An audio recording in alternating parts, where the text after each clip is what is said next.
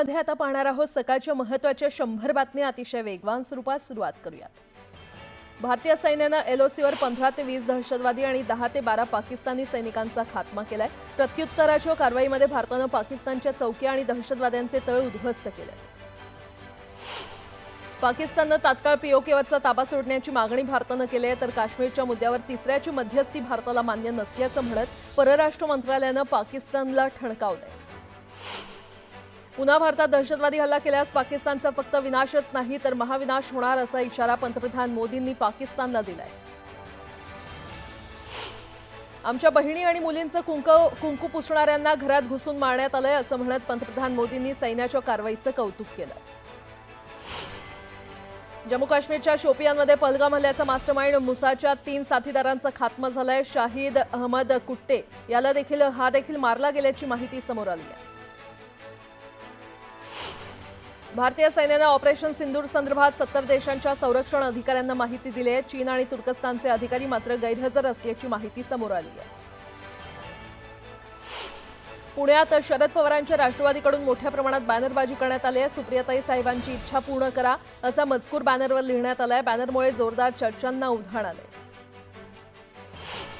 भारत सरकारने आयुर्वेदाच्या प्राचीन परंपरेला मान्यता देत 23 सप्टेंबर हा दिवस दरवर्षी आयुर्वेद दिवस म्हणून साजरा करण्याची अधिकृत घोषणा केली आहे। या निर्णयामुळे आयुर्वेद चिकित्सा पद्धतीला राष्ट्रीय आणि आंतरराष्ट्रीय पातळीवर अधिक महत्त्व मिळेल असा विश्वास व्यक्त केला जातोय। लातूर जिल्ह्यामध्ये सलग तिसऱ्या दिवशी देखील वादळी वाऱ्यासह अवकाळी पावसाने हजेरी लावली। उदगीर तालुक्यातील शिरोळ, जाणापूर, मल्लापूर, चांदेगाव, नागलगाव या परिसरात वादळी वाऱ्यासह तुफान पाऊस पडला, तर पावसामुळे शेतीचं मोठं नुकसान झालं। हिंगोलीमध्ये एका अज्ञात व्यक्तीने एसटी बसवर दगडफेक केली। संबंधित अज्ञात व्यक्तीने बसमधील वाहक आणि प्रवाशांना देखील मारहाण केली। पोलिसांनी आरोपींचा शोध सुरू केलाय। सोलापूरमध्ये वादळी वाऱ्यामुळे तुफान पाऊस कोसळला। पावसामुळे नागरिकांना उष्णतेपासून दिलासा मिळालाय। पिकं धोक्यात आल्यानं शेतकरी संकटात सापडलाय। लातूरच्या उदगीरमध्ये एका विद्यार्थ्याला 10वीत सर्व विषयात 35% गुण मिळालेत। एकुरकामध्ये समर्थ माध्यमिक विद्यालयात शिकणाऱ्या नागेश पल्लेवाड या विद्यार्थ्याला 35% गुण मिळालेत। नागेशची परिस्थिती ही हलाखीची आहे। ठाकुर्लीमधील सर्वोदय लीला बिल्डिंग नंबर 1 इथे 13व्या आणि 14व्या मजल्यावर मध्यरात्री आग लागली। आगीमध्ये घराचं मोठं नुकसान झालंय। सुदैवानं कोणतीही जीवितहानी झाली नसल्यानं मोठा अनर्थ टळला। राष्ट्रवादी काँग्रेस पक्षाचे शहराध्यक्ष दीपक मानकरे यांनी पुणे शहराध्यक्ष पदाचा राजीनामा दिलाय। मानकरे यांच्या विरुद्ध बनावट दस्त तयार करून फसवणूक केल्याप्रकरणी पुणे पोलिसांनी सोमवारी गुन्हा दाखल केला होता। त्यानंतर दुसऱ्याच दिवशी मानकरे यांनी पक्षाकडे आपला राजीनामा सादर केला। राज्यात देवस्थान इनाम जमिनी मोठ्या प्रमाणात असून या जमिनींचे होत असलेले खरेदी विक्री व्यवहाराबाबत सरकार धोरण ठरवत असल्यानं या जमिनींची नोंदणी थांबवण्याचे निर्देश महसूल मंत्री चंद्रशेखर बावनकुळे यांनी दिले। देशातील सद्यस्थितीवर चर्चा करण्यासाठी काँग्रेसचे वरिष्ठ नेते आणि कार्यकारिणी सदस्य 4:30 वाजता बैठक घेणार आहेत। काँग्रेस अध्यक्ष मल्लिकार्जुन खरगे यांच्या बैठकीचे अध्यक्षस्थान भूषवतील आणि राहुल गांधी देखील बैठकीला उपस्थित राहणार आहेत।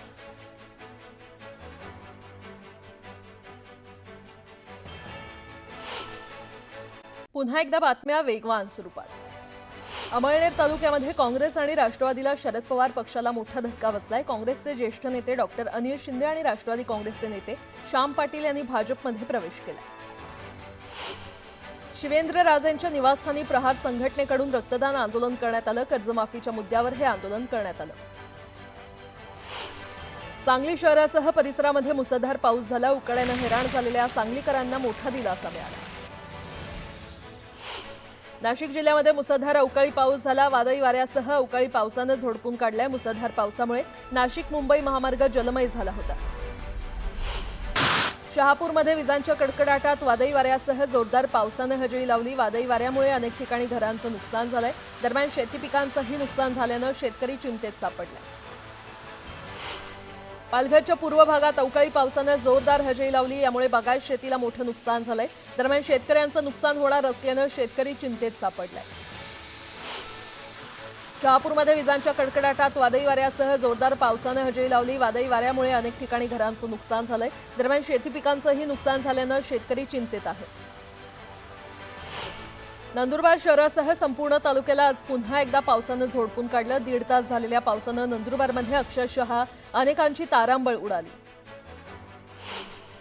पालघरच्या पूर्व भागात अवकाळी पावसाने जोरदार हजेरी लावली, यामुळे बागायत शेतीला मोठं नुकसान झालं। दरम्यान शेतकऱ्यांचं नुकसान होणार असल्यानं शेतकरी चिंतेत सापडलाय। पेट्रोल दिलं नाही म्हणून चाकूचा धाक दाखवत तरुणांनी धुमाकूळ घातला। छत्रपती संभाजीनगरच्या रांजणगाव शेणपुंजी इथे ही घटना घडली आहे। सीसीटीव्हीच्या आधारे पोलीस आरोपींचा शोध घेत आहेत। सोलापूरमध्ये शिरीष वळसंकर आत्महत्या प्रकरणात मनीषा मुसळे मानेच्या पोलीस कोठडीमध्ये वाढ झाली आहे। कोर्टात मनीषा मानेच्या पोलीस कोठडी 2 दिवसांची वाढ करण्यात आली आहे। चंद्रपूर जिल्ह्याच्या मूल तालुक्यातील चितेगाव जवळ टाटा मॅजिक आणि ट्रकची समोरासमोर धडक झाली। टाटा मॅजिकला शासकीय धान्य घेऊन जाणाऱ्या ट्रकनं धडक दिली आणि या टाटा मॅजिकचा चालक ठार झालाय, तर 16 प्रवासी गंभीर जखमी आहेत। जखमींवर उपचार सुरू आहेत। माळशिरस तालुक्यातील गारवाड इथे 2 गटात तलवारीनं हाणामारी झाली आहे। टँकरनं वस्तीवर पाणी का दिलं नाही या कारणातून ही हाणामारी झाली, तर 5 दुचाकी देखील या भांडणात पेटवून दिल्या। बीडमध्ये दहशत माजवण्याचा प्रयत्न करणाऱ्या 4 गुंडांच्या विरोधात झोपडपट्टी दादा प्रतिबंधक कायद्यानुसार कारवाई करण्यात आलेली आहे। तर या 4 जणांवरही वेगवेगळ्या पोलीस ठाण्यात गंभीर गुन्हे दाखल होते। लातूर जिल्ह्याच्या निलंगा तालुक्यातील औंढा इथे शिक्षक हत्या प्रकरणातील साखळी उपोषण 11 दिवसांनी मागे घेण्यात आले। शिक्षक गुरुलिंग हासुरे यांचा जमावाच्या मारहाणीत मृत्यू झाला होता, तर आरोपींच्या अटकेसाठी उपोषण सुरू करण्यात आलं होतं। सफाळे विकास कृती समितीकडून पालघरच्या सफाळे बस डेपोजवळ आजपासून आमरण उपोषणाला सुरुवात करण्यात आली आहे। सफाळे रेल्वे स्थानकाजवळ पूर्व आणि पश्चिमेला जोडणारा उड्डाणपूल गेल्या महिन्यात बंद करण्यात आलाय, यामुळे नागरिकांना मोठा फटका सहन करावा लागतोय। याविरोधात उपोषण करण्यात येते। पंढरपुरात भाविकांनी दर्शनासाठी मोठी गर्दी केली आहे। भारत-पाक तणावामुळे देशभरातील मंदिरांना हाय अलर्ट देण्यात आला होता आणि त्यामुळे भाविकांची संख्या रोडावली होती। आता परिस्थिती सामान्य होताच भाविकांनी दर्शनासाठी गर्दी केली। रायगडच्या पेण तालुक्यातील आंबिवलीमध्ये स्वातंत्र्याच्या 75 वर्षांनंतरही पाण्याची आणि रस्त्याची सोय नाहीये आणि त्यामुळे या मागणीसाठी आदिवासी बांधवांनी समाधी आंदोलन केलं। मुख्यमंत्री सहायता निधी आणि धर्मादाय रुग्णालयांमार्फत मदत कक्षाचं उद्घाटन करण्यात आलं। धुळ्याचे पालकमंत्री राजकुमार रावल यांच्या हस्ते हे उद्घाटन करण्यात आलं। गरजूंनी वैद्यकीय कक्षाचा लाभ घेण्याचं आवाहन त्यांनी यावेळी केलं। बुलढाणा जिल्ह्यातील लोणार सरोवराच्या तीरावर अनेक मोर पर्यटकांचं लक्ष वेधून घेत आहेत। लोणार सरोवराच्या तीरावर मोरानं पिसारा फुलवत असतानाची दृश्य कॅमेऱ्यात कैद झाली आहेत। आता एक मोठी बातमी, मान्सूनचं मंगळवारी अंदमानात आगमन झालेलं आहे। दक्षिण बंगालचा उपसागर, निकोबार बेट आणि अंदमान समुद्रात मान्सून दाखल झाल्याचं हवामान खात्यानं जाहीर केलंय। तर अंदमानात दाखल झाल्यानंतर पुढील प्रवास वेगानं होत असून मान्सून यंदा 27 मे पर्यंत केरळमध्ये दाखल होण्याचे संकेत आहेत। निकोबार बेटांवर गेल्या 24 तासांमध्ये मध्यम ते जोरदार पाऊस कोसळतोय। यातच पुढील 2 दिवस हा पाऊस सुरू राहण्याचा अंदाज आहे। तर दक्षिण बंगालचा उपसागर, अंदमान समुद्र आणि निकोबार बेटांवर पश्चिमेकडून वाहणाऱ्या वाऱ्यांचे प्रवाह वाढलेले आहेत। तर 27 मे पर्यंत केरळमध्ये मान्सून दाखल होणार आहे। मान्सून अंदमानात सध्या दाखल झालेला आहे। मंगळवारी अंदमानमध्ये मान्सूनचं आगमन झालंय आणि त्यामुळे 27 मे पर्यंत मान्सून केरळमध्ये दाखल होईल असं हवामान खात्यानं म्हटलेलं आहे। पुन्हा एकदा बातम्या पाहणार आहोत वेगवान स्वरूपात। राज्यात मेच्या सुरुवातीपासून ढगाळ वातावरणासह ठिकठिकाणी पाऊस पडतोय। बुधवारी विदर्भातील बुलढाणा, चंद्रपूर आणि यवतमाळ या जिल्ह्यांमध्ये मेघगर्जना आणि विजांचा कडकडाट आणि ताशी 50 ते 60 किलोमीटर वेगानं वादळी वाऱ्यासह हलक्या ते मध्यम स्वरूपाचा पाऊस पडण्याची शक्यता आहे। या जिल्ह्यांना हवामानशास्त्र विभागानं ऑरेंज अलर्ट दिलाय। 10वीच्या निकालात तब्बल 211 विद्यार्थ्यांना पैकीच्या पैकी म्हणजेच 100% गुण मिळालेत। गेल्या वर्षीच्या तुलनेमध्ये 100% गुण मिळवणाऱ्या विद्यार्थ्यांची संख्या यंदा वाढली आहे। तर यंदा 100% गुण मिळवणारे 113 असे सर्वाधिक विद्यार्थी लातूर विभागात आहेत। तर राज्यातील 81,809 विद्यार्थ्यांना 90%पेक्षा अधिक गुण मिळाले। मुंबईतून 90% आणि त्याहून अधिक गुण मिळवणाऱ्या विद्यार्थ्यांची संख्या गेल्या वर्षीच्या तुलनेमध्ये साधारण 4,500 वाढलेली आहे। त्यामुळे यंदा नामांकित कॉलेजचा 11वीचा कट ऑफ वाढून प्रवेशाकरता तगड्या स्पर्धेला विद्यार्थ्यांना तोंड द्यावं लागणार आहे।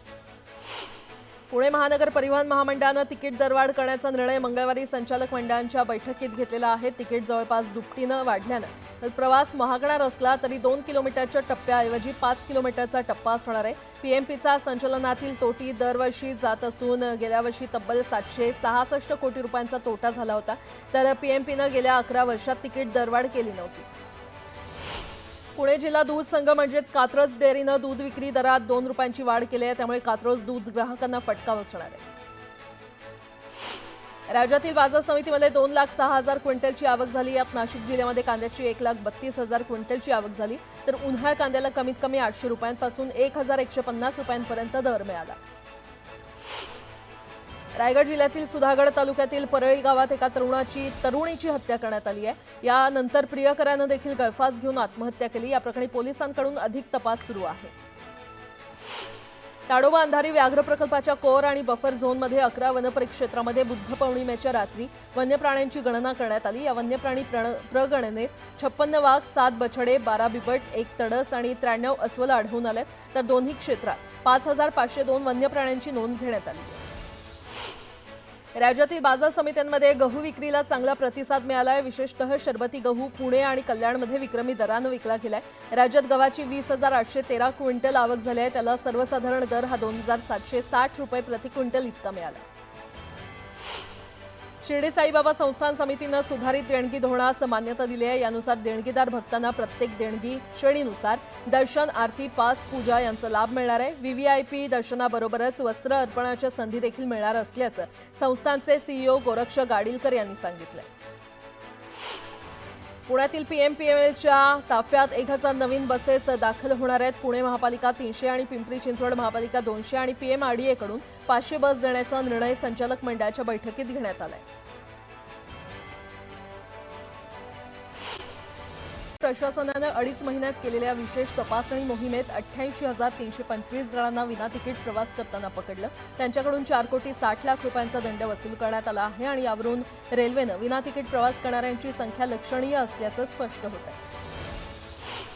भारत पाकिस्तान या दोन देशात निर्माण झालेल्या युद्धजन्य परिस्थितीमुळे पुणे विमानतळावरील काही उड्डाणं रद्द करण्यात आली होती आणि यामुळे प्रवाशांना अनेक अडचणींचा सामना करावा लागला होता. मात्र आता दोन्ही देशातील परिस्थिती निवळल्यानं विस्कळीत हवाई वाहतूक पूर्णपणे सुरळीत झाली आहे.